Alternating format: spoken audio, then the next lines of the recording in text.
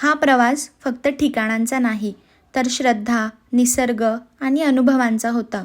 मागच्या व्हिडिओमध्ये बघितल्याप्रमाणे सोमनाथ इथे भगवान शिवांचं दर्शन झाल्यानंतर आम्ही निघालो जवळच असलेल्या त्रिवेणी संगम बघायला.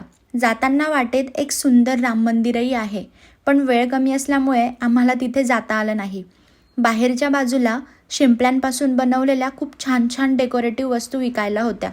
त्याचबरोबर वेगवेगळ्या प्रकारचे शंख आणि त्यापासून बनवलेले दागिनेही मिळत होते. सोमनाथमधील त्रिवेणी संगम हा हिरण, कपिला आणि सरस्वती या 3 पवित्र नद्यांचा संगम आहे, जिथे या नद्या पुढे अरबी समुद्राला मिळतात. हे ठिकाण अतिशय पवित्र मानलं जातं. असं म्हणतात की इथे स्नान केल्याने पापक्षालन होऊन मोक्ष प्राप्त होतो. हे स्थान प्रसिद्ध सोमनाथ मंदिराला लागूनच आहे. इथलं वातावरण खूपच शांत, थंडगार होतं. समुद्राचा व्ह्यू आणि आजूबाजूची शांतता हा अनुभव खरंच खूप छान होता. इथे आजूबाजूला अजूनही बघण्यासारखी बरीच मंदिरं आहेत, पण वेळेअभावी आम्हाला ती बघता आली नाहीत.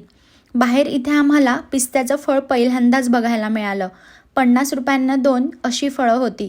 त्याची चव फार खास नव्हती, पण थोडीफार बदामासारखी लागली. सोमनाथनंतर आम्हाला लवकरच गिरनारला निघायचं होतं, जे इथून साधारण 80 ते 100 किलोमीटर अंतरावर आहे. म्हणून आम्ही इथे थोडीशी पाणीपुरी खाल्ली, चहा एन्जॉय केली आणि निघालो पुढच्या प्रवासासाठी. आम्ही सोमनाथवरून गिरनारला कसे पोहोचलो आणि तिथले अनुभव काय होते हे बघण्यासाठी पुढील पार्ट नक्की बघा आणि फॉलो करायला विसरू नका. बाय.